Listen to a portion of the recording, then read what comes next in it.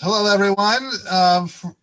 Welcome to the Towson University Journal of International Affairs Roundtable Series. And the topic of the current roundtable is Chinese economic foreign policy. And both papers are pretty much on that topic. So they take different angles on it, but they're very much in the same universe. It'll be very interesting to hear each of them present their own understanding of it, and in particular the geopolitical ramifications and as it compares with the US and so on. And then to compare with the two. This is obviously a major topic, the central issue in US foreign policy, but we're looking at Chinese foreign policy. And to kick things off, we have David Niebel. David. Yeah, and so just to start off, I think since the end of the Cold War in 1991, the world's largely been gotten used to the U.S. as the most dominant and influential state in the international system. China, on the other hand, for a lot of its history since its founding in 1949, has been less influential state. This started to change, however, in 2004 when it was granted entry into the World Trade Organization because of China's large population, its abundant natural resources, and its very cheap labor. It was able to get a very sizable comparative advantage in the cheap manufacturing sector. This led to an inflow of export revenue, and so that allowed China to better grow its cities, develop the roads and railway systems around its country, import Western management practices and Western technology needed to become a more efficient manufacturer, which then compounded these comparative advantages that it already had, which acted as an economies of scale of sorts. So during these periods, China was able to sustain long-term economic growth rates of around 7 to 10%.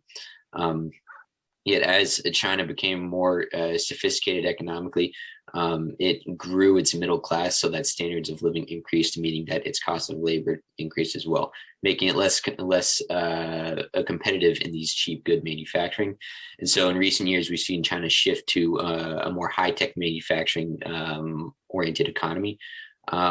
Those cheap sectors then were pushed to other areas like Bangladesh and Vietnam. So China's economic growth in recent decades has been largely based on its integration into the existing international framework. It granted access to international markets needed to rapidly develop China's economy. And as it grew in recent years, it's been able to switch its economy to a more outward investment oriented focus. And so what that means is that it's able to export its infrastructural capacity that it's done so well domestically abroad as a means of facilitating greater international economic dependence on China. We see this with the Belt and Road Initiative, which is a $1.4 trillion infrastructural investment project that spans through Southeast Asia into Eurasia, Southeast Europe, Northeast Africa, the Indian Ocean, and the South China Sea. This is largely financed by the Asian Infrastructural Investment Bank, which is a rival to the World Bank. It's got around 100 member states. And then we also see this with the Regional Comprehensive Economic Partnership, which is the largest trade agreement in the world between 15 member states in the Western Pacific, which the U.S. is not a part of, which grants China a unique level of international economic independence. So with that, not only have these more recent projects, international projects, sought to better integrate China's economy internationally and make markets more dependent on China that would sustain more long-term growth. It's also been rooted in more revisionist sentiments. So for a variety of reasons, China's been relatively distrustful of Western norms of liberal democracy. And it sees the Western power dominance in its sphere of influence, which is from Southeast Asia into Eurasia, as a chief threat to its long-term ambitions of becoming an uncontested power in that region. So with that, China is using its economic projects and its economic capacity internationally to displace Western power as a means of becoming that uncontested power in its sphere of influence. So the power rivalry that's ensued has led many to wonder whether China can sustain this growth and continue this rivalry. And so the way I look at it is through this, it's a basic economic model called the Solo model, which takes into consideration capital, labor, and innovation And if we look at China's GDP per capita of 16,000 compared to the US's 62,000 and its growth rate of 6% compared to the US's 2%, it indicates that there's still a lot of room for sophistication in the Chinese economy. It has 4 times as many STEM graduates and is the world's largest exporter, meaning it has substantial capital inflows and levels of innovation. So with that, I think the end takeaway is that the West should be ready for a long-term geoeconomic competition. But who triumphs in that is yet to be seen. So.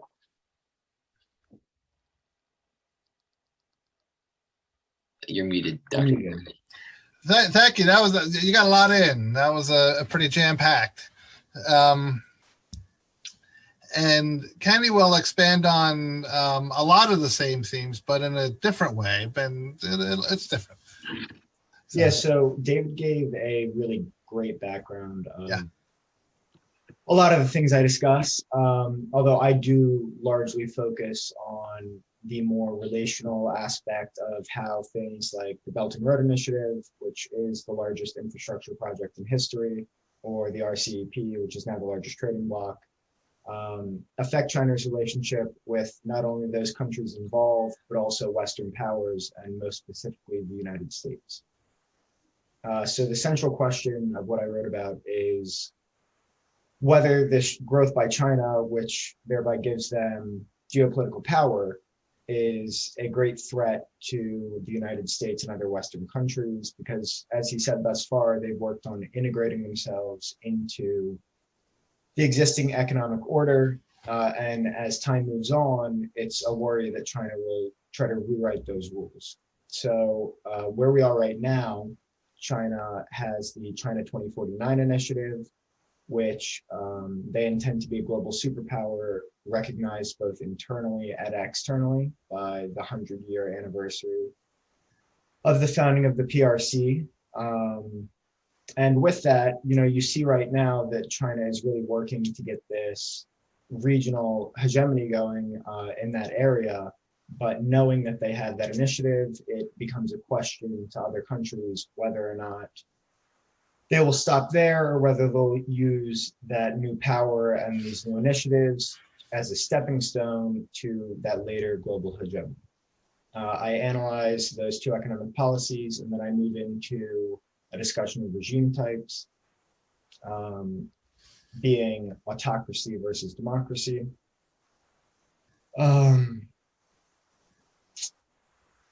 Yeah. Would you like to say anything about the democracy? The issue of autocracy versus democracy is more of an ideological rift than it is a material competition. I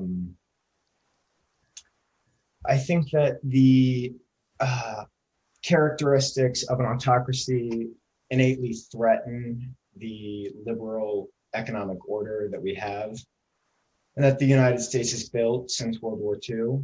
And people are really worried that, like I said, they're going to stop trying to integrate themselves into what we currently have and rewrite the rules or export the Chinese model to other countries. Okay, so putting the two presentations together, what we have seems to be something that people don't want to call a Cold War, but something quite akin to a Cold War, in the sense that it's going to be long-term. They're great powers looking to externalize their model, and these models are on some pretty fundamental levels incompatible with each other. So it's going to be a global competition that you two have outlined, which leads me to some more specific questions that I'm hoping that in answering, you can further elaborate on the thoughts that you've raised. And I'll direct these questions to one of you, but I hope that both of you will answer the questions. And so the first one I will start by directing to David, which I was hoping that maybe you could say something about human rights in China, and if its economic power in particular has shielded it from accountability in its human rights violations, like the Uyghurs or Tibet. for Hong Kong? Yes. So its human rights controversies are fairly characteristic of its autocratic form of government. I think it's wanting to promote a level of hegemony domestically so they can better consolidate the control of the central government. Regarding the whether its economic standing precludes it from being held accountable, I guess the approach that I'd take to that is that its economic influence is a form of hard power, while the norms such as human rights are a form of tend to be forms of soft power. So with that, if China has shortfalls in its human rights record, that won't necessarily correlate with any shortfalls in its international economic standing, especially if its economic influence abroad continues to be beneficial and indispensable to states abroad that it interacts with, which often is the case. As I elaborated on in my little monologue, China is a very indispensable exporter and manufacturer in the world economy, which limits the international community's ability to hold China accountable for these human rights violations. And so I think with that, Chinese foreign policy initiatives like the BRI, the AIIB, the RCEP, which seek to deepen international dependence on Chinese markets, will therefore contribute to China's inability to be held accountable, just because it is too influential in more pragmatic spheres of economics to be held accountable. Okay, would like to expand on that, Kenny?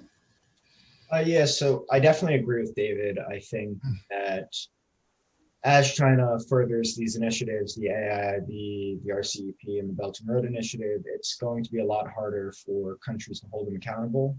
And I know that we all would like to think that no level of economic dependence should allow any country to be unaccountable for human rights violations. But I also think if you look at like what China's been saying about other countries' involvement in these human rights violations, it does tend to be at least somewhat politically motivated. And it brings into question whether anybody would do anything if not for, because they do have that economic dependence, and it comes into question whether anybody will do anything if not for the political motivation. And you see, this ideological bloc that we see China challenging being the ones that are calling them out for these human rights violations, whereas those who are benefiting from these various economic policies are on their side. Okay, well, now this may or may not piggyback on to the human rights question. It certainly is not unrelated. And it seems pretty squarely related to your research, Kenny, so I'll direct it to you, which is, do you think it's in the world's best interest for the U.S. to counter China's growth? I think that gets back to, again, what I was talking about with the human rights issue is it's really a question of who you define as the world. So if you define the world as being our liberal economic order, then yes, I do believe it's in the world's best interest. But if you come from the standpoint of any of those, I think it's 140 nations now that are receiving foreign direct investment through the Belt and Road Initiative, it probably isn't in their best interest. And I think that when you take that into consideration, it's not a very black and white issue to be able to answer. Okay, never is. David, would you like to speak to that as well, maybe? Yeah, I can chime in. So like Kenny was saying, I don't think there is any objective answer to this. So I'll give you my subjective answer, and then I do think it would be in the world's interest to counter China's growth. The main reason being that the worldwide economic liberalization that's entailed the leadership of the U.S. and the Western Bloc has by and large been pretty effective at contributing to the sophistication and economic growth of the developing world. It's also allowed for the internationalization of very useful forms of technology to these previously largely undeveloped regions of the world. This framework that's been developed is what has allowed China to actually rise in the first place, because again, their growth was initially based on integration into the existing Western framework. So with that, this leadership is also entailed the normalization of key norms and ideas like sovereignty, equality, and human rights. Now, there's some exceptions to that, like the Panama and Iraq would probably beg to differ, but these are exceptions and not like the norm. That being said, China, on the other hand, has demonstrated its willingness to emanate its autocratic tendencies overseas, as it's been shown to support strong men like Kim Jong-un. It's occupied, for example, a port in Sri Lanka using Chinese PLA forces because they were not able to pay back a loan from the Chinese government. The Chinese state-led capitalist system, I don't think, has been around long enough for the world to really have confidence in its long-term sustainability on an international scale. And China is also engaged in some predatory international market practices like dumping and intellectual property theft. And considering that these are their actions when they aren't even like an uncontested world leader, I think that it would indicate the need for the U.S. to constrain China's growth in order to preserve its leadership, both for the interests of the Western Bloc, but also the interests of the world economy and the world in general. So. Just to add one thing, I just want to be clear. I do believe it is in the world's best interest to counter China's growth. I was just saying I also understand the perspective of someone who may not. Now this is my next question. You guys have basically addressed analytically already, but I want to hear just if you could really quickly say, and I'll ask you first, David. Do you think that China will be able to topple America leadership? Not right now. No, I think even the Chinese themselves don't recognize that they have any chance of countering American global dominance in the near future. I say the near future, but right now, China's current efforts, I think, are concentrated at establishing an uncontested sphere of influence in the Southeast Asia region that spans into Eurasia just for geostrategic purposes. I think a term I heard used was that they want to establish the equivalent of like the Monroe Doctrine in this area, where it seeks to limit the intervention of other foreign great powers.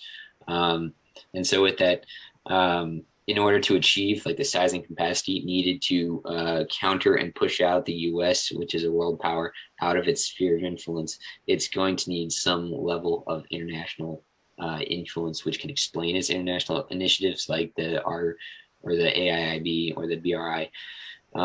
But I think it's the ends to be achieved currently are on more of a regional scale. Now, whether China will use its regional dominance, if it's achieved, to then springboard onto international dominance, especially considering the economic powerhouse that lies in the general Asian continent, I think is it's hard to determine at this point, and there is merit that could be the case. But I think right now their most immediate goals aren't necessarily to topple the U.S. globally, but more so in a regional scale. So they're regional. How about you, Kenny? What do you think? Yeah, I agree with David wholeheartedly. I think that, as I said earlier, the RCEP and AIIB and the Belt and Road Initiative do have very much regional end goals. But that doesn't mean that they can't be used as a stepping stone towards China's end goal in the long term, or by 2049, of being a global superpower. So I agree that as of right now, China doesn't have the ability, and China's also made some claims that they don't want to be a global superpower at other times, or they've made claims that they aren't trying to topple the US, but at the same time, they have policies like China 2049. And you can look at their actions and see that it doesn't exactly line up with their claims. And either way, building up their power, yeah, them in position to change their calculations. So right now they supposedly don't, but it is a stepping stone, and it's just a choice for them eventually. Now, this question kind of links up with that one and ties specifically into your research, Kenny. Do you see that China's autocratic governance will hinder or limit these power ambitions? So I think personally that they will. I think from the Western point of view, as I wrote in my paper, we have from the West, we have an innate fear or mistrust of autocracy. And I think with that comes an overblown sense of the benefits that it provides as well. And I think it's a lot easier to see the benefits that autocracy provides, very explicitly as opposed to the drawbacks. And drawbacks include things like there's a lack of individual property rights. There's a very high power distance. There's no accountability of public officials to the people. There's higher chance of social inflammation and eventual revolt, possibly. Although, as we've talked about in the past, as of now, it seems like the Chinese people are very happy with their government. So a lot of the historically, characteristic drawbacks of autocracy, China hasn't fallen prey to in the way that other nations in the past have. So it's hard to say, but I do think that, otherwise democracy has been very successful through most of its forms in history. It's a relatively new form of government, and it's been very, very successful for the past, 200 or so years, or longer than that, I guess. But so yeah, I think democracy is going to win out eventually, I would think. Mm-hmm. David, do you agree? So I think we agree on some of the points on how autocracies may be hindered by that form of government. I know there's quite extensive elaboration on this by Koenig's book, The Great Power Rivalry. And so some points that are elaborated on is that autocracies tend to be quite poor at decision making because they don't hold the level of dialogue or public accountability that democracies hold.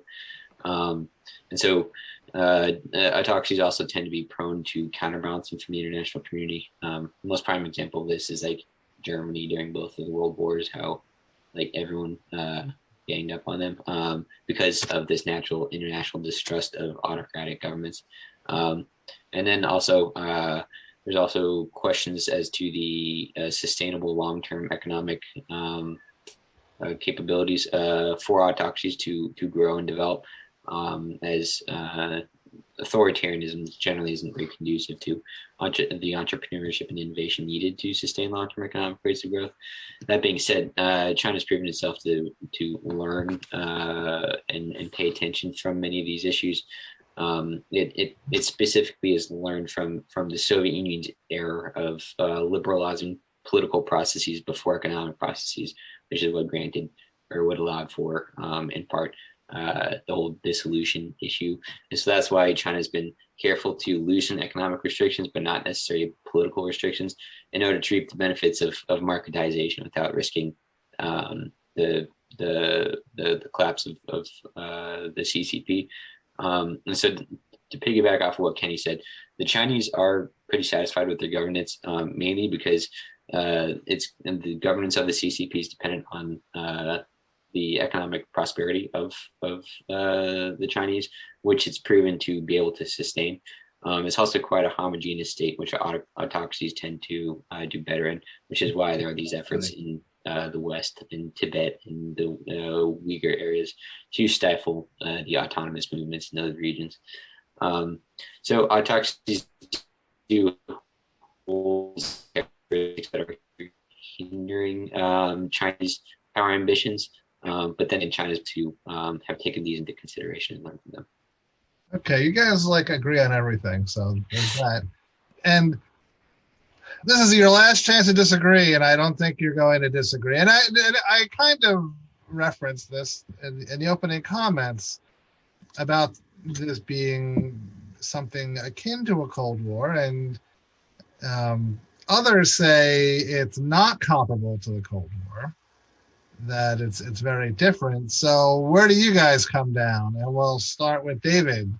Do you think it's like the Cold War or not like the Cold War? I would say it's like the Cold War in that there's ideological competition to an extent, as China is inherently anti-democracy and anti-liberalism, compared to Western norms of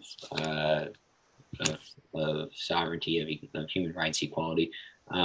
And there is a long-term contention for power that spans the military, the diplomatic, and the economic spheres between world powers, which are all very characteristic and most fundamental elements of the Cold War. That being said, the way it differs is that there aren't necessarily two ideologically distinct or economically distinct blocks like there were during the Cold War, so like the Soviet bloc and the Western bloc. The existing contention for power is occurring within the same international framework and the same geopolitical spheres, meaning that there's a lot more room for tensions and confrontation to occur, meaning that it actually might not be that good or necessarily a benefit. And the whole ideological contention, I think, is a lot more subtle than the Cold War, but it nevertheless still is there, and it still is a fundamental building block behind these power ambitions. If ideology wasn't an issue, then China wouldn't necessarily see a need to push the US or the West out of its sphere of influence. So I do think that it is quite comparable to the Cold War. It just holds some differences in that they're all occurring within the same spheres of influence and the same international economic frameworks. All right, Kenny, do you agree or disagree? Last chance. I agree. I'm sorry to say. Yeah, I mean, I agree that there is still ideological competition going on, but the level of economic interdependence has grown a ton since then, and there really isn't those two economic blocks, operating independently. I think that, what I was getting at with regime type, even if China isn't explicitly exporting, their authoritarian or autocratic Chinese model, other countries are still picking it up, and authoritarianism is on the rise around the world. So whether or not China is actually trying to do it, despite their claims of not doing it, or they aren't at all, either way, there is an ideology rivaling, our liberal democracy out there that's growing, and it does need to be countered. Well, I think that this panel demonstrates clearly that you don't need the tension that arises from conflict to arrive at insight, because you guys agreed on everything, and yet you each introduced complementary ideas about the rise of China and its significance, and very insightful and informative, not especially encouraging, since it looks from what y'all are saying that we have a lot of years ahead of a rivalry that we have no reason to think is going to soften or get easier. That if anything, it's only going to get harder as China gets more economically powerful, gets better entrenched regionally. Thanks for brightening my day. It's sorry about y'all that. Done good. Well, it's great research. Y'all did a terrific job, and you have given good evidence behind the pessimistic conclusions that you both agree on. So on that high note, I'll say thank you both for the latest House and Journal of International Affairs Roundtable. Thank you. Thank you, Marty.